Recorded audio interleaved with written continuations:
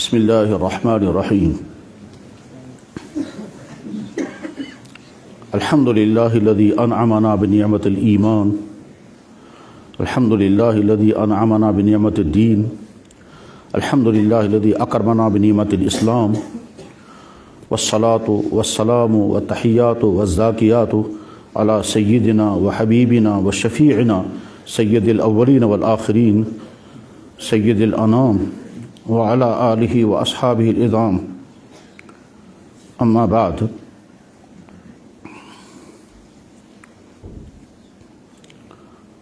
اللهم إني أعوذ بك من شر نفسي.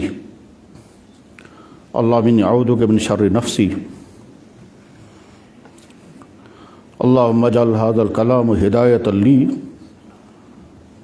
ولجميع المؤمنين والمؤمنات يا رب العالمين يا رب العالمين یا رب العالمین. حضرات، میں اس وقت جو گفتگو کرنا چاہتا ہوں وہ تھوڑی نازک گفتگو ہے. بہت سوچنے کے بعد ارادہ کیا کہ یہ گفتگو کروں گا. اس کو سننے کے بعد اگر کسی بھائی کو اب یا آئندہ کسی بھی قسم کا سوال پیدا ہو جائے تو تبصرے اور کمنٹس کے بجائے براہ راست مجھ سے بات کریں. میرے بھائیوں، دنیا میں جو کچھ بھی ہوتا ہے اللہ کے فیصلوں سے ہوتا ہے. چھوٹے سے چھوٹا کام بھی اور بہت بڑے سے بڑا معاملہ بھی اللہ کے فیصلوں سے ہوتا ہے. اللہ کے فیصلوں سے ہر کچھ ہوتا ہے. اللہ تعالیٰ شانہ کو قدرت ہے کہ جو چاہیں سو کریں بغیر اسباب کے، اور اللہ کا طریقہ اور اللہ کا قانون یہ ہے کہ جو کچھ کرتے ہیں وہ اسباب کے ذریعے سے کرتے ہیں. یعنی اللہ کو طاقت ہے کہ بیمار کو ڈاکٹر اور دوائی کے بغیر شفا دے، لیکن قانون اللہ نے بنایا کہ معالج کے پاس جانا ہوگا، دوائی کھانی ہوگی، پرہیز کرنا ہوگا تو میں شفا عطا کروں گا. اللہ کو قدرت ہے کہ وہ انسان کو اولاد عطا کرے میاں بیوی کے بغیر ہی. حضرت آدم علیہ السلام پیدا ہوئے، ان کا نہ باپ ہے نہ ماں ہے. حضرت عیسیٰ علیہ السلام پیدا ہوئے، ان کے والدین نہیں ہیں. اللہ کو قدرت ہے، لیکن قانون اللہ نے یہ بنایا کہ نکاح ہوگا، دونوں میاں بیوی اپنی زندگی گزاریں گے، اس کے بعد میں اسی ذریعے سے اولاد عطا کروں گا. اللہ کو قدرت ہے کہ وہ انسانوں کی محنت کے بغیر ہی زمین سے سب کچھ اگا دیں، لیکن اللہ نے قانون یہ بنایا کہ زمیندار کو زمین پر محنت کرنی ہے اور اس کے بعد پھر زمین سے فصلیں اگیں گی. اللہ کی قدرت ہے کہ انسان کی محنت کے بغیر ہی انسان کو تعلیم یافتہ بنا دے، لیکن اللہ نے قانون یہ بنایا کہ تم محنت کرو گے، ڈگریاں پاس کرو گے، اس کے بعد تم عالم بنو گے، سکالر بنو گے اور کچھ عہدے پر بنو گے. تو اللہ کا نظام یہ ہے. اس لیے ہر ایمان والے کو عقیدہ یہی رکھنا ہے، اور ہے ہر ایمان والے کا عقیدہ کہ دنیا میں پتہ بھی نہیں ہل سکتا اللہ کے فیصلے کے بغیر. دنیا میں چھوٹی سے چھوٹی چیز بھی انجام نہیں پا سکتی اللہ کے فیصلے کے بغیر. دنیا کے تمام انسان مل کر کوئی کام کرنا چاہیں اور اللہ کا فیصلہ نہ ہو تو نہیں ہو سکے گا. اور دنیا کے تمام انسان کسی چیز کو روکنا چاہیں اور اللہ اس کو کرنا چاہیں گے تو کوئی روک نہیں سکے گا. بس اس بات کو ذہن میں رکھ کر اب دیکھیں، اللہ نے ہم کو اسلام کی دولت عطا فرمائی ہے، اس میں کوئی شک نہیں کہ اللہ کا احسان ہے، اور اللہ ہی کے فیصلوں کے نتیجے میں ہم تک یہ اسلام کی نعمت، اسلام کی دولت پہنچی ہے. لیکن اس کے لیے جو اسباب استعمال ہوئے ہیں، ان اسباب میں سے ایک بڑا سبب یہ ہے کہ اللہ کے کچھ بندوں نے اپنے ملکوں کو چھوڑا اور یہاں کشمیر آئے اور یہاں اسلام پہنچا. وہ جو اللہ کے بندے تھے ان میں بڑی لمبی تاریخ ہے. مختصراً یہ کہ کشمیر میں اسلام لے کر آنے والی پہلی شخصیت سید عبد الرحمن بلبل رحمہ اللہ تعالی، جو چائنا سے یہاں آئے تھے. اور دوسری بہت بڑی شخصیت حضرت میر سید علی حمدانی، جن کو ہم شاہ ہمدان رحمہ اللہ تعالیٰ کے نام سے یاد کرتے ہیں، ان کی شخصیت ہے. شاہ ہمدان رحمہ اللہ تعالیٰ کے متعلق علامہ اقبال نے کہا تھا، سید السادات سالار عجم دست او معمار تقدیر امم. وہ سیدوں کا سردار ہے. اس کے علاوہ اور بہت ساری عظیم شخصیات کی محنتوں کے نتیجے میں اسلام ہم تک پہنچا ہے۔ اب مجھے جو کچھ عرض کرنا ہے وہ کشمیر کی ہسٹری نہیں بتانی ہے، مجھے اس کا ایک اور پہلو عرض کرنا ہے۔ اللہ کرے اگر اس میں کوئی غلطی ہو تو اللہ معاف فرمائے، اور اگر غلط بات ہو تو اللہ اس کی اصلاح فرمائے، اور اگر اس کے ذریعے سے کوئی غلط میسیج جانے والا ہو تو اللہ تعالیٰ اس کو درست فرما دے۔ حضرات، حضرت سید عبد الرحمن بلبل سادات میں سے ہیں، تو چائنا کیسے پہنچ گئے تھے اور چائنا سے یہاں کشمیر کیسے آئے؟ اسی طرح سے حضرت شاہ ہمدان رحمہ اللہ تعالیٰ اپنے اس علاقے کے رہنے والے تھے جہاں چاروں طرف سے اسلام اور بہت اونچی خاندان کی وہ شخصیت تھی، تو وہ کشمیر کیسے آئے؟ اس سلسلے میں جو میں عرض کرنا ہے بس اسی کو سنیں۔ فیصلہ تو اللہ کی ذات کا ہے، قربانی ان بزرگوں کی ہے، اس میں کوئی شک نہیں، حقیقت یہی ہے۔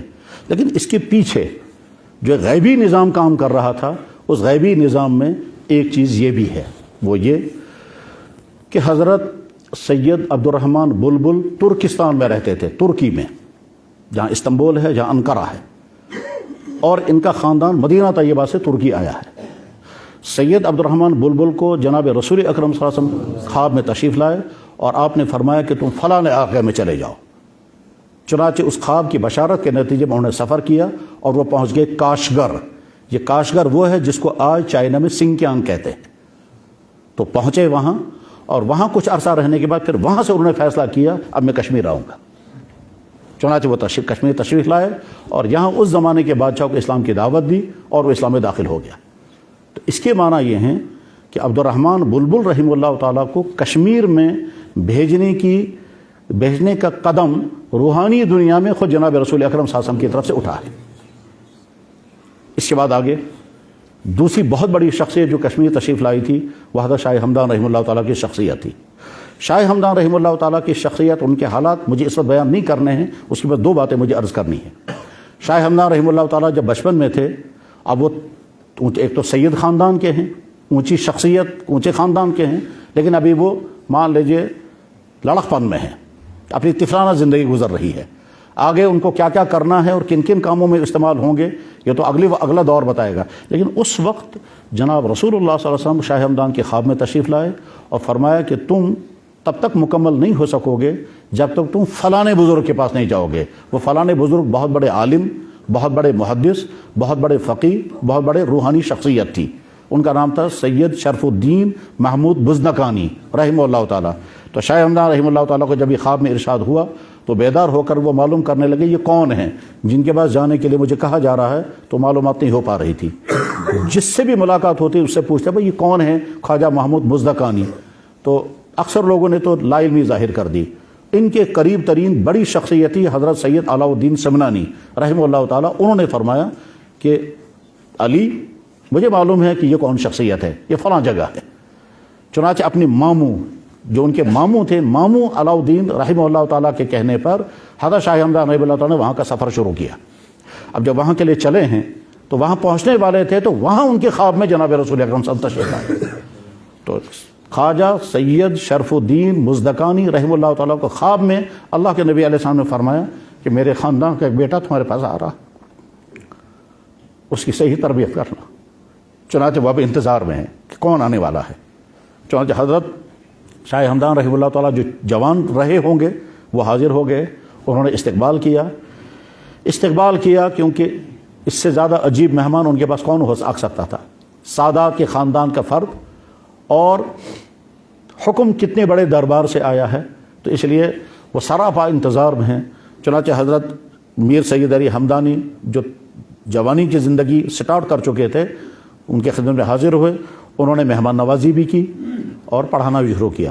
کئی سال تک ان کی علمی، روحانی، اخلاقی تربیت کے ساتھ ساتھ ان کی جسمانی پرورش بھی حضرت نے کی، یہاں تک کہ شاہ ہمدان در یکتا بن گئے، شاہ ہمدان بن گئے۔ اب ان کے پاس علم بھی ہے، تقوی بھی ہے، اخلاق بھی ہے، روحانیت بھی ہیں اور کمالات ہیں۔ حدیث، فقہ، عربی علوم، تاریخ، تصوف، ان تمام میدانوں کے وہ ماہر بنے، جس کا اندازہ اس سے ہوگا کہ آگے چل کر کے انہیں جو کتابیں لکھی ہیں وہ کتابیں کتنی وسیع موضوعات سے متعلق ہیں، اور ہر موضوع سے متعلق کتابیں شاہ ہمدان رحمہ اللہ تعالیٰ نے لکھی۔ یہ سارا علم جو حاصل ہوا ہے وہ خواجہ محمد مزدقانی رحمہ اللہ تعالیٰ کے ہاں سے حاصل ہوا۔ خواجہ محمد مزدقانی کے ہاں ان کی آمد کیسے ہوئی؟ جناب رسول اکرم صلی اللہ علیہ وسلم کے خواب کے ذریعے دی ہوئی بشارت یا حکم کے نتیجے میں۔ خواجہ محمد مزدقانی نے ان کی تربیت کی، خواب کے ذریعے سے ان کو فرمایا گیا کہ اس طرح سے تمہارے پاس میرے خاندان کا فرد آ رہا ہے، تم اس کی تربیت کرنا۔ شاہ ہمدان رحمہ اللہ تعالیٰ تیار ہو گئے۔ اب بظاہر ان کو کشمیر آنے کا کوئی نہ ارادہ تھا نہ حالات تھے، لیکن وہاں کی کچھ حالات ایسے بنے جن حالات کی بنا پر اب انہوں نے سوچا، لیکن سوچنے کے بعد ابھی کوئی فیصلہ نہیں کیا تھا۔ تو شاہ ہمدان خود اپنے بارے میں کہتے ہیں کہ میں ایک دن مراقبے میں بیٹھا ہوا تھا کہ جناب رسول اللہ صلی اللہ علیہ وسلم خواب میں تشریف لائے، مراقبے بھی ہیں، اور مراقبے ایک خاص کیفیت کا نام ہے، اور فرمایا علی تم کشمیر چلے جاؤ۔ چنانچہ شاہ ہمدان رحمہ اللہ تعالیٰ نے کشمیر آنے کا فیصلہ کیا۔ یہ دونوں واقعے کہاں لکھے ہوئے ہیں؟ جواب، شاہ ہمدان رحمہ اللہ تعالیٰ کے متعلق جو کتابیں لکھی گئی ان میں، اور کشمیر میں اسلام کیسے آیا اس پر جو کتابیں لکھی گئی ہیں ان کتابوں میں سے ایک کتاب کا نام میں بتا دیتا ہوں، کشمیر میں اسلام منظر و پس منظر، لکھنے والے کا نام ہے ڈاکٹر سید محمد فاروق بخاری رحمہ اللہ تعالیٰ۔ ان کی وفات ہو گئی ہے اور میں نے ان سے ملاقات بھی کی ہے، ان کی لکھی ہوئی کتاب ہے۔ وہ یہاں کالج میں پروفیسر تھے اور کشمیر کی تاریخ، خاص طور پر کشمیر میں اسلام آنے کی تاریخ کے سب سے بڑے ماہر اپنے زمانے میں وہی تھے۔ وہ خود سادات میں سے تھے۔ انہوں نے اپنی کتاب میں یہ دونوں واقعے لکھے ہیں اور ساتھ میں حوالہ دیا ہے کہ انہوں نے کون سی کتاب سے نقل کیا ہے۔ اس کے معنی یہ ہے کہ ہم تک اسلام پہنچے، اس کی فکر کہاں ہوئی، اس کا پلان کہاں بنا، اور یہاں یہ جو دو شخصیات اسلام لے کر کے آئی ہیں ان کا یہاں آنا تو اللہ کا فیصلہ ہے، ان کی قربانی ہے، لیکن ساتھ میں اس کائنات کے سب سے بڑے محسن جناب رسول اکرم صلی اللہ علیہ وسلم نے بھی ہماری فکر کی تھی، تبھی ان کی آمد یہاں تشریف۔ حضرات یہ تو سسٹم توحید۔ اس کے بعد جو مجھے عرض کرنا ہے، اللہ کرے وہ صحیح پیغام بن جائے۔ اب سے 1.5 یا 2 سال پہلے اسی شہر کے میرے جاننے والے جن کا نمبر میں میرے پاس ہے، ان سے بارہا میں ملا بھی ہوں، اللہ نے بہت خوبیوں سے نوازا ہے۔ انہوں نے مجھے تقریباً آدھی رات کے بعد فون پر بتایا کہ مجھے کل یا پرسوں جناب رسول اللہ صلی اللہ علیہ وسلم کے خواب میں زیارت ہوئی ہے۔ میں نے اللہ کے نبی علیہ السلام کو دیکھا کہ وہ ڈل گیٹ پر کھڑے ہیں اور کشمیر کے لڑکے اور لڑکیاں بگڑی ہوئی شکلوں کے ہیں اور وہ حضور سے بھاگ رہے ہیں۔ تو اللہ کے نبی بار بار کہہ رہے ہیں میں تمہارا نبی ہوں، مجھ سے چھوڑ کر تم کدھر جا رہے ہو؟ اور یہ کہتے اللہ کے نبی علیہ السلام کے آنسوں گر رہے۔ یہ خواب اس بھائی نے مجھے سنایا، میں ان سے واقف ہوں، جیسا کہ میں نے عرض کیا آج بھی موجود ہیں اسی شہر کے اندر۔ یہ تو ہے 1.5 یا 2 سال پہلے کی بات۔ ابھی 1 ہفتہ پہلے میرے ایک بھائی نے، جن کو میں جانتا ہوں، ان سے واقف بھی ہوں، وہ میرے پاس ملنے کے لیے آئے۔ انہوں نے مجھے بتایا کہ میں اس لیے آیا ہوں کہ میں نے 2 دن پہلے جناب رسول اللہ صلی اللہ علیہ وسلم کو خواب میں دیکھا۔ مجھے بلایا گیا، میں مدینہ طیبہ میں حاضر تھا، باہر بہت لوگ کھڑے تھے، اتنے میں اندر سے اعلان ہوا کہ فلاں آدمی کو اندر بھیجو۔ چنانچہ میں اندر چلا گیا تو سامنے جناب رسول اکرم صلی اللہ علیہ وسلم کھڑے تھے اور بہت زیادہ غمزدہ تھے۔ تو میں نے سلام کیا، سلام کرنے کے بعد فرمایا میں بہت زیادہ دکھی ہوں اس لیے کہ کشمیر کے لڑکوں اور لڑکیوں کا برا حال مجھے اس قبر میں تڑپا رہا ہے۔ پھر فرمایا میری طرف سے کسی طرح سے ان تک پیغام پہنچا دو، میں نے تو تمہارے لیے خون بہایا تھا اور تم تک دین پہنچا ہے، تم کدھر جا رہے ہو؟ یہ جس بھائی نے مجھے خواب سنایا وہ ابھی کشمیر میں موجود ہیں اور ابھی 1-2 دن میں وہ عمرہ کرنے کے لیے جائیں گے، اور صبح انہوں نے مجھے فون پر بتایا اور ساتھ میں کہا کہ کسی طرح سے یہاں کے لڑکوں تک یہ بات پہنچ جانی چاہیے۔ میرے بھائیوں، ان 2-3 واقعات کو سنا کر کے پھر میں اب چند وضاحتیں کرنا چاہوں گا۔ ہو سکتا ہے سننے والے کسی بھائی کو خیال آئے کہ خوابوں سے ہم کو سنایا جا رہا ہے۔ جواب، خواب حقیقت ہے۔ قرآن کریم میں خوابوں کا تذکرہ موجود ہے۔ حضرت ابراہیم علیہ السلام کو خواب ہی کے ذریعے سے قربانی کا حکم دیا گیا تھا۔ حضرت یوسف علیہ السلام کے خوابوں کا تذکرہ قرآن کریم میں موجود ہے۔ خود جناب رسول اکرم صلی اللہ علیہ وسلم کا معمول یہ تھا کہ آپ فجر کی نماز کے بعد کبھی صحابہ کی طرف مخاطب ہو کر فرماتے تھے اگر کسی نے کوئی خواب دیکھا ہو تو بتاؤ۔ صحابہ کبھی عرض کرتے تھے، ایک مرتبہ آپ علیہ السلام نے خود اپنا خواب سنایا اور وہ بخاری میں موجود ہے۔ اس میں آپ نے فرمایا کہ مجھے روحانی معراج کرائی گئی، وہ تفصیل بخاری شریف میں موجود ہے، اور 6 منظر دکھائے گئے اللہ کے نبی علیہ السلام کو خواب میں، اور وہ خواب اللہ کے نبی علیہ السلام نے صحابہ کرام کے سامنے بیان فرمایا۔ امت کو جو اذان ملی ہے، یہ اذان بھی خواب ہی کے ذریعے سے آئی ہے، اس کی ڈیٹیل حدیثوں میں موجود ہے، بخاری میں بھی حدیث ہے اور ترمذی شریف میں بھی حدیث ہے کہ اذان امت کو کیسے ملی ہے۔ وہ ایک صحابی تھے حضرت عبداللہ ابن زید رضی اللہ تعالیٰ عنہ، ان کو خواب میں ساری اذان سنائی گئی، پھر انہوں نے حضور کی خدمت میں عرض کیا یا رسول اللہ میں نے اس طرح سے خواب دیکھا، آپ نے فرمایا رویا حق، تمہارا خواب سچا ہے، اور اس کے بعد پھر اذان شروع ہوئی ہے۔ نبی کا خواب تو بہرحال نبی کا خواب ہے، اور نبی کا خواب وہی ہوتا ہے، اور یہ ہمارے اصول میں لکھا ہوا ہے۔ وہی آنے کی کتنی شکلیں ہیں، ان شکلوں میں سے ایک شکل ہے کہ نبی کو خواب دکھایا جائے گا، اور خواب میں اللہ تعالیٰ شانہ جو فرمائیں گے وہ ایسا ہی ہے جیسے وہی آ گئی۔ وہی آنے کی شکلوں میں سے ایک شکل ہے خواب کے ذریعے وہی آنا۔ امت کے بے شمار شخصیات نے، صحابہ، تابعین، فقہا، محدثین، اولیاء نے خواب دیکھے، خواب حق ہیں، اور آج بھی امت خواب دیکھ رہی ہے۔ جناب رسول اللہ صلی اللہ علیہ وسلم کی ذات اقدس کا معاملہ بہت ہی زیادہ نازک ہے۔ اللہ کے نبی علیہ السلام نے فرمایا جس نے مجھے خواب میں دیکھا اس نے مجھے ہی دیکھا، من رآنی فقط رآنی، جس نے خواب میں مجھے دیکھا اس نے مجھے ہی دیکھا، فإن الشیطان لا يتمثل بی، شیطان میری شکل اختیار نہیں کر سکتا، یہ حدیث بخاری شریف میں ہے۔ لہذا یہ وہم نہیں ہونا چاہیے کہ پتہ نہیں خواب سچ ہے یا نہیں، اور ہو بھی سکتا ہے یا نہیں، کیونکہ اللہ کے نبی علیہ السلام نے اپنے متعلق گارنٹی ضمانت دی ہے کہ جس نے مجھے خواب میں دیکھا اس نے مجھے ہی دیکھا ہے۔ امام مالک رحمہ اللہ تعالیٰ نے جناب رسول اللہ صلی اللہ علیہ وسلم کی خواب میں زیارت کی، کتنی؟ امام مالک فرماتے ہیں جب سے میں بالغ ہوا ہوں تب سے آج تک مجھے کوئی رات ہی یاد نہیں ہے جس رات میں نے اللہ کے نبی علیہ السلام کو خواب میں زیارت نہ کی ہو۔ امام مالک فرماتے ہیں کہ جب سے میں بالغ ہوا ہوں تب سے آج تک مجھے کوئی رات یاد نہیں ہے، یہ ما بت لیلۃ، میں نے کوئی رات ایسی نہیں گزاری الا رأیت رسول اللہ، میں نے اللہ کے نبی علیہ السلام کو خواب میں دیکھا۔ اس درجے روحانی تعلق ہے۔ ایک مرتبہ خواب میں زیارت کی تو عرض کیا یا رسول اللہ میری عمر کتنی ابھی باقی ہے، کیونکہ وہ چاہتے تھے حج کرنے کے لیے جائیں، لیکن ساتھ میں ڈر لگا کہ اگر حج کرنے جاؤں گا اور ادھر ہی وفات ہو گئی تو میری تمنا پوری نہیں ہوگی، کیونکہ میری چاہت یہ ہے کہ میں مدینہ شریف میں دفن ہو جاؤں۔ تو اس لیے خواب میں حضور سے پوچھا یا رسول اللہ میری عمر کتنی باقی ہے، تو آپ نے فرمایا اتنے۔ یہ جو 5 کا اشارہ کیا تو امام مالک بیدار ہو گئے، بیدار ہونے کے بعد سوچنے لگے یہ 5 دن ہیں یا 5 ہفتے ہیں یا 5 مہینے ہیں یا 5 سال ہیں، سمجھ میں نہیں آیا۔ اس زمانے میں خوابوں کے سب سے بڑے ماہر، ان کا نام تھا محمد ابن سیرین۔ یہ محمد ابن سیرین خوابوں کے سب سے بڑے ماہر ہیں اور بہت بڑے محدث ہیں، اتنے بڑے محدث ہیں کہ جب ہم محدثین کی لسٹ بناتے ہیں تو پہلی کیٹیگری میں جن آدمیوں کا نام آتا ہے ان میں محمد ابن سیرین بھی آتے ہیں۔ یعنی محدثین کی جب درجہ بندی ہوتی ہے تو جب سب سے اعلیٰ درجے کے حدیث بیان کرنے والے راوی ہوتے ہیں ان راویوں میں محمد ابن سیرین بھی آتے ہیں، جیسے ان راویوں میں ابن شہاب زہری آئیں گے، یا جیسے بہت سارے دوسرے حضرات ہیں مجھے وہ نہیں سمجھانا ہے، تو محمد ابن سیرین عظیم الشان شخصیت ہیں، اور بخاری میں سینکڑوں بلکہ شاید کئی ہزار حدیثیں محمد ابن سیرین رحمہ اللہ تعالیٰ کی بخاری اور دوسری کتابوں میں ہوتی ہے۔ تو محمد ابن سیرین ایک مستند ترین شخصیت تھی، خوابوں کے امام انہیں کو کہا جاتا ہے، امام المعبرین، اور ان کے خوابوں کی جو تعبیریں انہوں نے بیان فرمائی وہ کتابوں میں لکھی ہوئی ہے تعبیر الرا کے نام سے۔ تو امام مالک نے حضرت محمد ابن سیرین کے پاس اطلاع بھیجی کہ میں نے اس طرح خواب دیکھا، اس خواب کے بعد میں سمجھ نہیں پایا کہ 5 دن 5 ہفتے 5 مہینے یا 5 سال کیا مطلب ہے۔ تو محمد ابن سیرین رحمہ اللہ تعالیٰ نے فرمایا ان میں سے ایک بھی مطلب نہیں ہے۔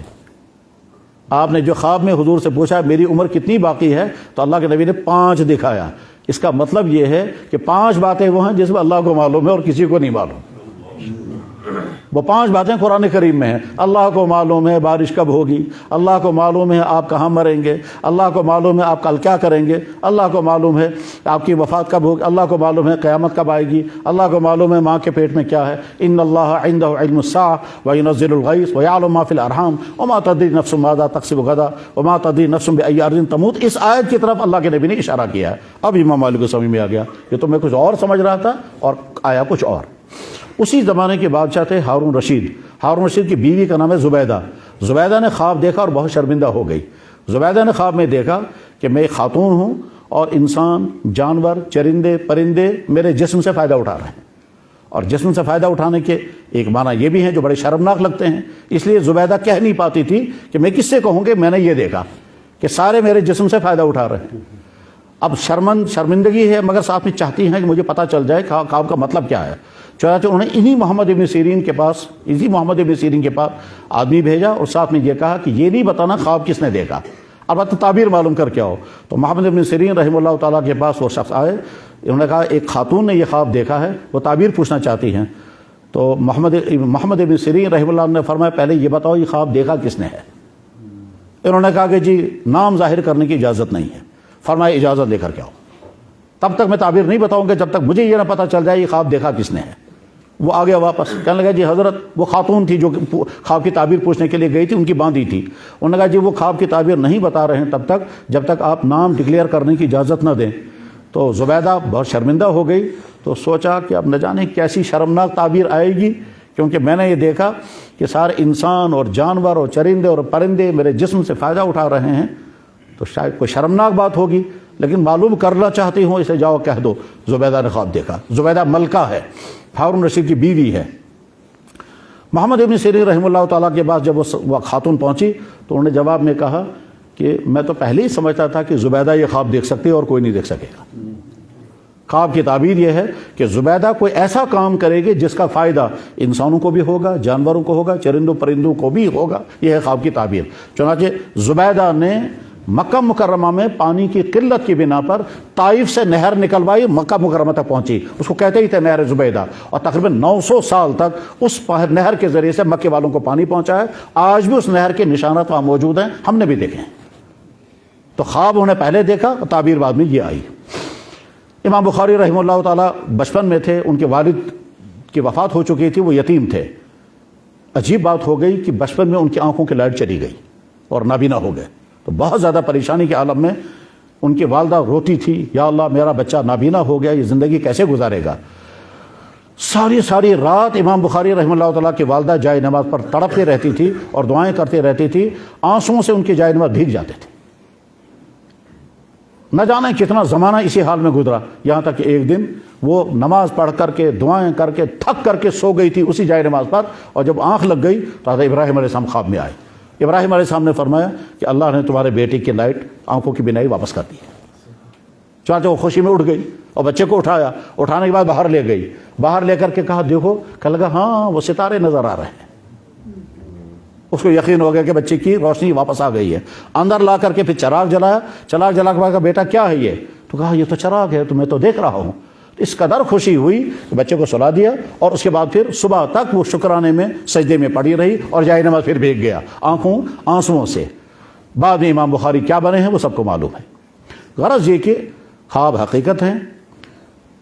شاید اللہ کے نبی علیہ السلام کی بارگاہ میں سوچا گیا ہوگا کہ قرآن موجود، حدیث موجود، اس کے باوجود میری امت کے جوان سنبھلنے اور سدھرنے کو تیار نہیں ہیں، نہ قرآن پڑھنے کو تیار، نہ سننے کو تیار، نہ جاننے کو تیار، اور اس طرح سے نوجوان لڑکے اور لڑکیاں تباہیوں کا شکار ہیں.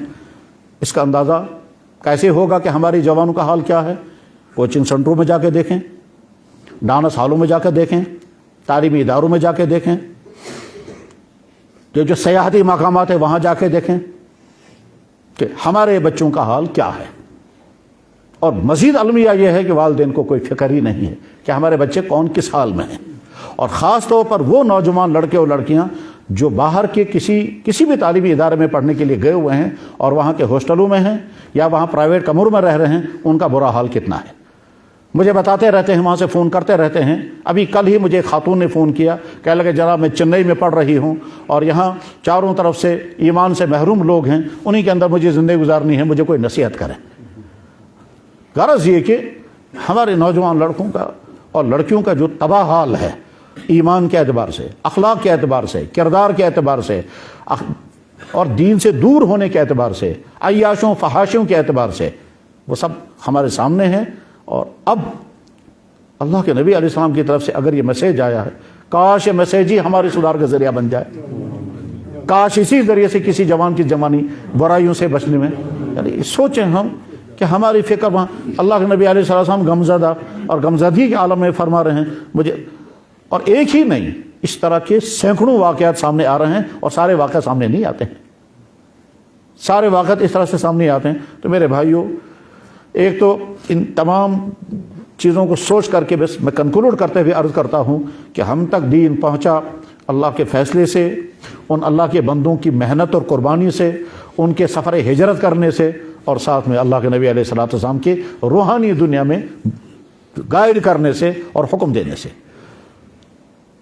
کیا خوابوں کے ذریعے سے ایسا ہو سکتا ہے؟ جواب یقیناً ہو سکتا ہے۔ اسلامی تاریخ کے ہزاروں واقعات ایسے ہی ہیں۔ مجھے پھر واقعہ یاد آ گیا، جب امام بخاری رحمہ اللہ تعالیٰ کی وفات ہوئی تھی تو کئی بزرگوں نے خواب میں دیکھا جناب رسول اللہ صلی اللہ علیہ وسلم صحابہ کرام کے ساتھ کھڑے ہیں۔ انہوں نے پوچھا حضرت کیوں کھڑے ہیں؟ فرمایا بخاری آ رہا ہے۔ ان کو نہیں معلوم تھا امام بخاری کی وفات ہو چکی ہے، کیونکہ امام بخاری رحمہ اللہ تعالیٰ اپنے یہاں سے نکل کر دوسرے علاقے میں چلے گئے تھے، ان کو وہاں ستایا گیا تھا، اس ستانے کی وجہ سے وہاں سے نکل گئے تھے اور دوسرے علاقے میں چلے گئے تھے۔ عید کی نماز کے بعد وہ گھوڑے پر سوار ہوئے ہیں کسی اور جگہ جانے کے لیے، اسی میں طبیعت ان کی خراب ہو گئی اور واپس بیٹھ گئے، اور واپس عید کے دن ان کی وفات ہوئی ہے۔ عید کا دن تھا، امام بخاری، وہ جس شخص نے خواب میں دیکھا ان کو نہیں معلوم تھا کہ امام بخاری رحمہ اللہ تعالیٰ کی وفات ہوئی ہے، رات وفات ہوئی تھی۔ اور غرض یہ کہ ہمارے لیے اس میں میسیج کیا ہے؟ میسیج یہی ہے کہ ہم میسیج جو جوان ہیں اپنی ایمان، اپنے کردار، اپنے اخلاق کو سدھاریں، اور اگر سدھرا ہوا ہے تو اپنی اس کردار کی حفاظت کریں، اور جن تک یہ میسیج پہنچا سکتے ہوں، آپ کے دوست، آپ کے کلاس فیلو، آپ کے رشتہ دار، آپ کے جاننے والے، ان تک کسی طرح سے یہ بات پہنچائیں کہ بھائی اگر ہم سدھر جائیں گے تو ہماری دنیا اور آخرت، اور اگر ہم بگڑ جائیں گے، ہم ایمان سے دور چلے جائیں، ہم اخلاقیات کے اعتبار سے بربادیوں کے شکار ہوں، ہم فحاشی میں پھنس جائیں، ہم ڈرگس کا شکار ہو جائیں، ہم غلط تعلقات میں پھنس جائیں، ہم برے کاموں میں الجھ جائیں، ہم وہ چیزیں کریں جو چیز اللہ کو ناراض کرنے والی، اور اللہ کے نبی کی بارگاہ میں جب رپورٹ جاتی ہوگی، ظاہر جاتی ہوگی، تبھی تو یہ ساری صورتحال سامنے آئی۔ اس لیے اس بات میں جو میسیج ہمارے لیے ہے، وہ بھائی جنہوں نے مجھے خواب بتایا، آج صبح انہوں نے فون کیا، کہنے لگے میں عمرہ کرنے کے لیے جا رہا ہوں۔ میں نے کہا جا کے سلام پیش کر دینا، اور کیا کہو؟ پھر وہ روتے ہوئے اس نے کہا کیا کہوں گا میں وہاں، کیسے جا کر کے عرض کروں گا؟ تو بھائی اس مختصر سے گفتگو میں جو کچھ ہم سب کے لیے میسیج ہے، اس میں مزید گفتگو کرنے کی ضرورت نہیں ہے۔ اللہ کرے حضور نبی علیہ الصلوۃ والسلام کہ وہ درد کے آنسوں اور وہ ان کا غمناک صورتحال ہمارے لیے سدھار کا ذریعہ بنے، ہمارے لیے اخلاق کے سدھار کا ذریعہ بنے، اور ایسا نہ ہو کہ یہاں کے لوگوں کی غلطی کی وجہ سے یہ اسلام کی نعمت اور یہ ایمان کی دولت ہم سے چھن جائے۔ اللہ حفاظت فرمائے۔ وآخر دعوانا الحمد للہ رب العالمین برحمتک یا ارحم الراحمین۔ تھوڑے سا درود شریف پڑھیں۔